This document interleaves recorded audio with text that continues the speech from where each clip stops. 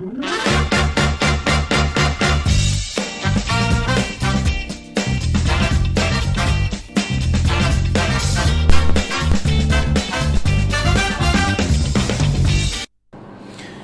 a toujours été un symbole de partage, de générosité. Depuis sa création, l'Église armée du salut est-elle aujourd'hui l'ombre d'elle-même en RDC? Cette Église fondée en 1865, lorsqu'elle s'appelait encore Mission chrétienne de l'Est de Londres. Nous allons tout connaître sur l'armée du salut aujourd'hui avec un invité qui gère cette église au Congo-Kinshasa. Il s'agit du colonel Gracia Matondo, représentant légal. Bonjour et bienvenue. Merci beaucoup, vous l'avez bien dit. L'armée du salut qui a d'abord commencé comme mission chrétienne à l'est de Londres par le révérend pasteur William Booth, qui était un pasteur méthodiste, qui a vu la misère à l'époque de l'industrialisation de la Grande-Bretagne, avec des masses de pauvres. Il s'est intéressé à orienter son apostolat vers les pauvres. Ce qui a été un peu mal compris dans plusieurs synodes. Et finalement, il a décidé de sortir de l'église méthodiste et s'occuper des sans-abri, de dérégler de la société. Et il a pu remonter l'éthique, la morale britannique, des gens, de brigands qui se sont convertis, de prostituées qui étaient convertis et des gens de toutes sortes de dépravations qui ont connu le Seigneur. Mais c'était tellement difficile à ce temps-là pour que ces gens-là qui se convertissaient, pour qu'ils soient acceptés dans les églises dites officielles à ce temps-là, parce que l'armée du salut, comme mission chrétienne, était considérée comme un secte au début. Et c'est comme ça que les gens retournaient vers William Booth pour lui dire, mais nous sommes convertis, mais les églises ne nous acceptent pas. Et c'est comme ça qu'il a commencé à des réunions en plein air, donc des cultes en plein air. Et avec tous ces grands changements qui s'est opérés dans la société britannique par rapport aux conversions, c'était en 1875 que réellement la mission chrétienne est passée par ce que nous connaissons aujourd'hui comme l'armée du salut. Et le révérend William Booth va devenir le premier général de l'armée du salut. Donc ici en RDC, l'armée Sali a commencé le 14 octobre 1934 avec l'évangélisation juste au marché de Imboa, non loin de Barumbo, là, et non loin aussi de la grande salle de l'armée du Sali que nous appelons la salle centrale. De là, l'armée du Sali est vite entrée dans la province du Congo central et bien après dans les grands Kisangani, aujourd'hui c'est le Chopo, et de là vers le Bandundu, et aussi une tendance vers le Sud Kivu.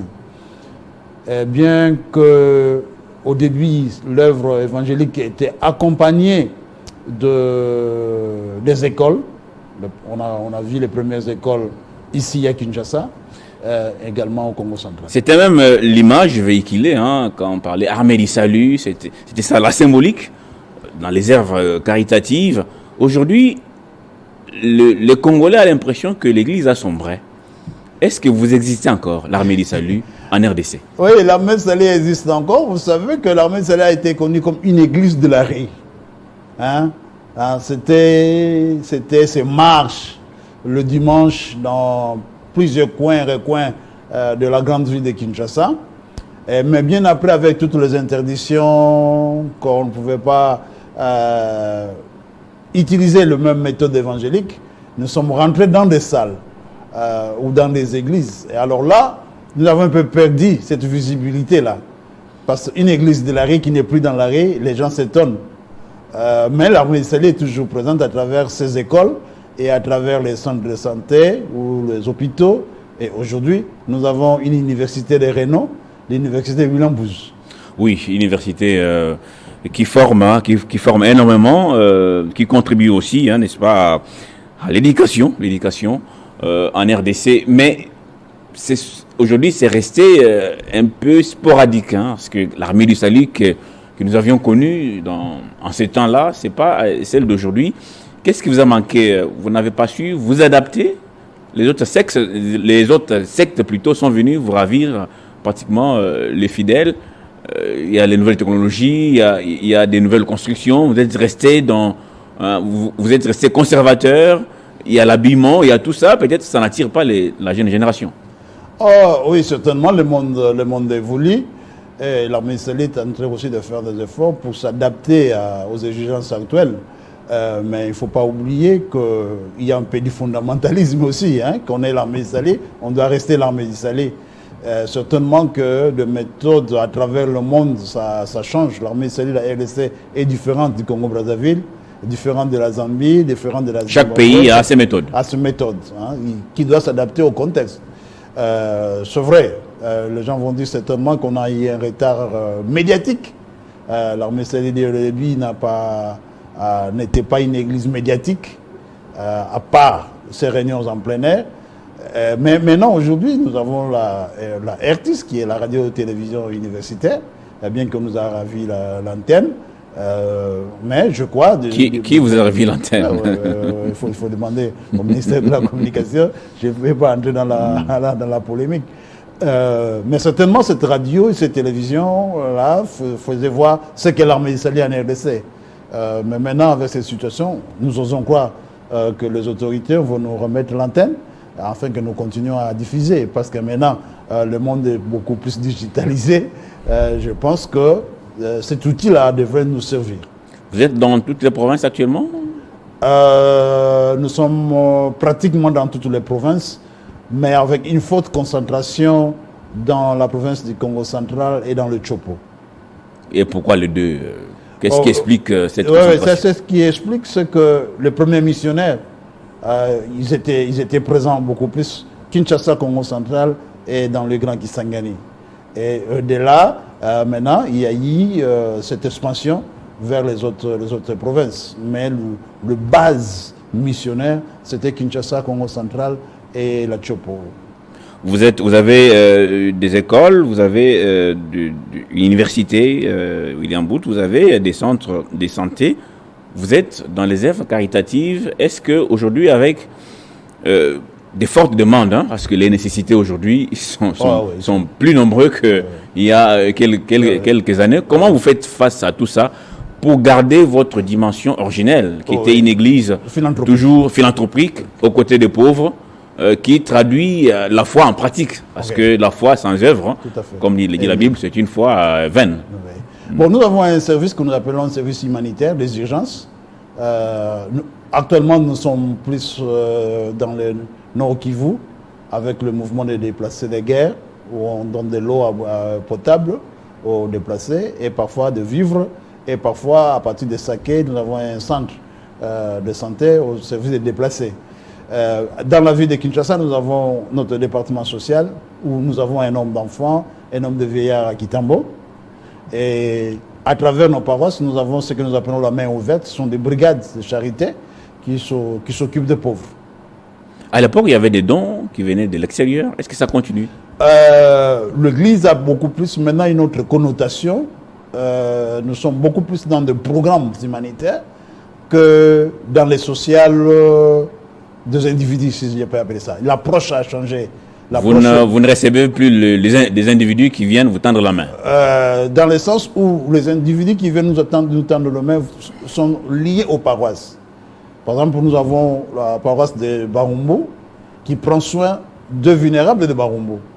Nous avons une paroisse, par exemple, je donne un exemple, d'Angeli qui s'occupe de celle-là d'Angeli. Mais maintenant, l'armée israélienne est beaucoup plus dans des grands programmes sociaux. Nous avons des programmes de développement, par exemple, dans le Congo central. Si on parle du miel aujourd'hui, c'est grâce à l'armée israélienne. Kassangoul, si on parle de la briqueterie, ça c'est l'œuvre de technologie appropriée, vulgarisée par l'armée israélienne. Ce sont des grands programmes de reboisement. C'est beaucoup plus maintenant au niveau des programmes qu'au niveau des approches d'assistance individuelle qu'on a reléguées aux paroisses. Relégué aux paroisses, très bien, mais comme je disais tout au début, l'Église, on ne la sent pas de manière pratique sur le terrain. Vous n'êtes pas souvent aussi associé lorsqu'il y a des débats concernant la vie de la nation. On dirait on vous a complètement oublié. Qu'est-ce qui ne va pas? Non, c'est-à-dire que, par exemple, moi, comme... Et quand on parle l'armée du salut, on a tendance à parler histoire. C'est comme si c'était une église ancienne, et pourtant, elle vit encore maintenant. Non, l'armée du salut vit encore. Bon, peut-être c'est un peu notre caractère apolitique aussi. Ça, je dois le dire, nous avons un caractère apolitique. Mais les salutistes ne sont pas apolitiques. Mais l'armée du salut comme institution, elle Donc, est apolitique. les questions liées à la vie de la nation ne vous intéressent pas? Nous intéressent dans le sens où on doit motiver les salutistes à gérer la cité. Mais pas l'Église. L'Église doit rester au milieu du village. Mettre un point de vue sur une question... Tout à fait. Tout à fait. Nous émettons des points de vue. Par exemple, je fais partie de la plateforme des confessions religieuses. Et là, nous émettons nos points de vue, même des points de vue politiques, mais dans un regroupement. Non pas comme l'armée salie. Les gens ne vont pas sentir que ça c'est le point de vue de l'armée salie, mais c'est le point de vue des confessions religieuses de la RDC. Vous voyez un peu ça. Alors, les aspects assez patriotiques, nous laissons à la portée de nos membres, qui s'expriment comme citoyens, mais pas comme une église. Nous sommes restés neutres et nous le resterons. Je pense que ça nous donne une valeur ajoutée. Très bien. Et aujourd'hui, quel est cet argument que vous pouvez brandir pour faire venir toutes ces brebis qui sont parties? Parce que déjà moi-même, je me dis, bon, armée du salut, est-ce que ça existe vraiment? Là, je vois que ça existe. Vous êtes là, vous avez des fidèles, vous avez des paroisses, vous êtes dans beaucoup de provinces. Et dans beaucoup de programmes. Même si l'ampleur n'est plus comme par les passés, parce qu'aujourd'hui, c'est toujours cette église qui symbolise la générosité. Il y a des gens qui... même en blaguant, ils disent « Est-ce que je suis l'armée du salut ?» Vous voyez, c'était ça l'image en fait. Cette image a basculé avec le temps. Je sais qu'aujourd'hui, il y a beaucoup de nécessités qui viennent vers vous. Peut-être qu'il n'y a pas assez de moyens pour aider tout le monde. Quel est l'argument aujourd'hui que vous pouvez brandir pour faire revenir ceux qui sont partis et qui vous ont oublié? D'abord des donateurs. Parce que l'armée du salut n'est pas un money maker. C'est-à-dire, nous ne produisons pas l'argent. L'armée salie à travers le monde est soutenue par des gouvernements, par des programmes gouvernementaux dans lesquels l'armée salie est acteur. Donc l'armée salie est utilisée par le gouvernement en place pour des besoins sociaux. Alors ici, ça a bien débuté avec nos colons qui ont connu l'armée salie de l'Occident, qui l'ont soutenu en fait. Vous connaissez ces histoires de fonds de bien-être indigènes et tout ce genre. L'armée salie a été bénéficiaire et tout ça. Mais au moment où tous ces bailleurs, tous ces donateurs-là, pour ne pas dire qu'ils nous ont quittés, ils se sont intéressés à d'autres aspects de la vie nationale. Ils se sont désengagés. Oui, ils se sont désengagés. Donc l'église maintenant est devenue une église locale. Et l'église qui doit s'autofinancer. Qui doit s'autofinancer. Oh, il n'y a pas de financement. Donc le financement, c'est l'autofinancement, je dirais. Oui. Ce n'est plus l'argent qui doit venir de qui? Des mabonzas, comme on dit, des fidèles. Des gens de bonne volonté. Par exemple, il y a le collège John Mabouidi qui était en fait. Il y a le secrétaire général qui était là, mais jusque-là, il n'y a pas un engouement en termes d'aide. Mais nous demandons aux gens de bonne volonté, pourquoi pas la première dame? Pour venir en aide. Vous aider avec cette école-là qu'on nous voit d'ailleurs en image. Pourquoi pas le président de la République? Et même l'ancien président. Cela ne lui empêche pas. Qui sera le premier à sauter pour nous assister? Vous avez du mal à faire un pas vers les politiques, de vive voix, demander une audience, armée du salut, nous venons vers vous pour solliciter nous demandons des audiences qui un soutien, un financement pour continuer l'œuvre caritative. Nous demandons et nous sommes dans l'attente. Nous sommes dans l'attente. Mais en face de l'attente, c'est le besoin. Comme vous dites là, le besoin est imminent. Et nous demandons. Et voilà pour moi une occasion pour dire à tous ces gens-là de bonne volonté, politiciens ou non politiciens, politiques ou non politiques, des gens qui ont amené le sens de la philanthropie pour aider cette école-là. Vous pensez que depuis que les colonisateurs, ou les Mindélé, comme on appelle ici à Kinshasa, on dit non, on ne peut plus envoyer l'argent aux églises en Afrique, il n'y a pas que vous, même les catholiques aussi en souffrent. Ouais. C'était les débuts un peu du déclin et là il y a eu les vents en poupe des sectes, des sectes aujourd'hui. Oui, tout à fait, parce que c'est ce qui a renforcé notre visibilité. Donc c'est-à-dire qu'il y avait une main qui donnait et une main qui est redonnée. Maintenant qu'il n'y a pas cette main-là, cette main ici doit produire, cette main ici doit chercher localement pour des besoins locaux. Et c'est là où les gens disent, oh, peut-être que l'armée Sali n'existait plus. Peut-être que l'armée Sali est en déclin. Mais ils doivent comprendre que ce n'est pas cette armée d'Isali de Mindélé qu'ils ont connue, qui donnait des gâteaux, qui donnait du lait, qui donnait ceci. Gratuitement. Gratuitement. Maintenant, c'est une armée d'Isali qui doit chercher les moyens localement pour pouvoir aider. Et ces moyens viendront de tous ceux-là qui ont la bonne volonté de nous soutenir. En fait, nous devons chercher des partenaires locaux, comme le gouvernement. L'Église catholique, elle, a la chance d'être soutenue par le gouvernement congolais. Vous avez des écoles conventionnées armées du salut? Tout à fait. Beaucoup d'écoles à travers les pays? Oui, plus de que vous gérez? 600 établissements scolaires, primaires et secondaires confondus. C'est une convention avec l'État congolais? Tout à fait. Et ça marche bien de ces côtés-là? La gratuité de l'enseignement? La gratuité de l'enseignement, nous la respectons. Les enseignants... Vous ne mettez pas des coques en jambes parce que ça a énervé beaucoup. Il y a ceux qui gagnaient des beefsteaks. Il y a d'autres qui ne sont pas mécanisés, c'est là les problèmes. Il y a beaucoup d'écoles sans arrêter. C'est là aussi nous sollicitons le gouvernement congolais parce que en donnant les arrêtés aux écoles, automatiquement, les enseignants seront mécanisés. C'est juste un poids de moins pour l'armée d'Israël qui doit chercher à maintenir ses effectifs enseignants pendant qu'ils ne sont pas encore mécanisés. C'est de l'argent. Alors, quelle est aujourd'hui la vision ou la nouvelle vision de l'armée du salut au Congo? Je ne parle pas au monde, mais au Congo. Quelle est votre nouvelle vision? Tout au début, je vous disais, vous êtes resté conservateur. Bon, c'est pas mal, mais à un certain niveau, ça ne passe pas. Est-ce qu'il y a une nouvelle vision pour pouvoir un peu changer la donne? C'est vrai que William Booth avait sa vision, c'était en 1800. Aujourd'hui, nous sommes au XXIe siècle. Est-ce qu'il y a une nouvelle vision pour s'adapter et pouvoir tirer surtout la jeune génération qui n'a pas connu aujourd'hui l'armée de salut telle qu'elle a été il y a quelques années? Oui, la nouvelle vision consiste à ce que d'abord nous mobilisons des partenaires locaux, à l'instar de partenaires d'outre-mer que nous avions eu dans le temps, de travailler en collaboration, en partenariat avec le gouvernement en place, tout en gardant notre neutralité. Mais aussi à faire en sorte que l'élite congolaise que nous avons formée à travers nos écoles et à travers notre université, à pouvoir prendre en charge la nouvelle génération. Nous avons des programmes de développement maintenant dans nos écoles, aussi au sein de l'université, mais surtout dans nos paroisses, où nous donnons accès aux jeunes de se poser un peu des questions sur ce que serait l'Église dans les 20 dernières années, par exemple.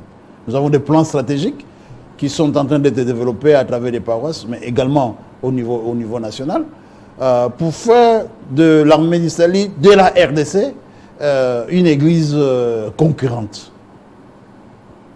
C'est la vision. Les sectes vous ont fait très mal, je vois. Les gens sont partis. Alors, vous avez combien de fidèles en termes de statistiques? J'aimerais d'abord parler nous avons deux types de fidèles. Nous avons des salitistes engagés. Nous avons plus de 20 000 salitistes engagés. Et nous avons plus de 180 000 de salitistes adhérents. C'est quoi la différence entre engagés et adhérents? Les salitistes engagés, il va qu'à ses occupations. Il est journaliste, il est médecin et tout ça. Mais la grande partie de son temps, il les passe au sein de la paroisse. Pour servir. Pour servir. Et ses propres ressources, il met la dîme de son salaire, donc la dîme de son revenu, au service de l'Église. Les salitistes adhérents sont des amis qui ont connu l'armée salée, qui aiment l'armée d'Israël et qui soutiennent l'armée d'Israël quand tu le veux. Ils accompagnent l'armée d'Israël, mais ils ne sont pas obligés, pendant que les engagés sont obligés. C'est ça la différence. Et les engagés sont moins nombreux que les adhérents. Oui, parce qu'il y a 20 000 à engager et plus de 180 000. C'est encore un des défis à relever pour pour que les adhérents deviennent des engagés. Très bien.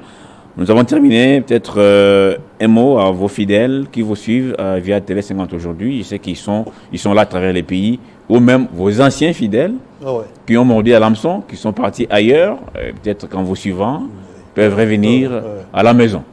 Nous sommes conscients que l'armée Sali a produit des cadres. Aujourd'hui, quand on voit des sectes, il y a pas mal de salitistes. C'est-à-dire que quelque part, nous sommes très fiers que l'armée Sali a pu former des évangélistes, a pu former des cadres loyaux vis-à-vis du Seigneur. Cela ne peut pas abandonner l'armée d'Israël, même s'ils œuvrent dans d'autres églises ou dans d'autres sectes. D'ailleurs, nous aimerions que ce soit des églises au lieu que ce soit des sectes. Et l'armée d'Israël est tout à fait ouverte jusqu'aujourd'hui pour quiconque pouvait continuer à soutenir l'armée d'Israël. L'armée d'Israël, dans sa nouvelle vision de voir les choses, nous demandons aux salitistes de s'engager, Ils doivent s'engager à la vie politique de la nation au lieu d'être à l'écart. Ils doivent gérer la cité parce que la Bible nous le demande, mais tout en disant aussi que nous sommes là pour les aider à se développer dans ce domaine-là, qui était un domaine tabou dans le temps. Ils doivent être le chef des quartiers, les administrateurs de territoire, des communes, pourquoi pas des députés, pourquoi pas au Sénat. Ils ont toute la bénédiction de ma part. Merci beaucoup. C'est une bénédiction pour tous les fidèles de l'armée du salut, qui sont restés et même ceux-là qui ont choisi d'aller servir ailleurs. Merci beaucoup. Colonel Gracia Matondo, vous êtes le représentant légal de l'armée du salut en RDC. Merci d'avoir été les nôtres. Merci beaucoup pour l'invitation. Merci à vous de nous avoir suivis de partout. Restez branchés sur Télé 50.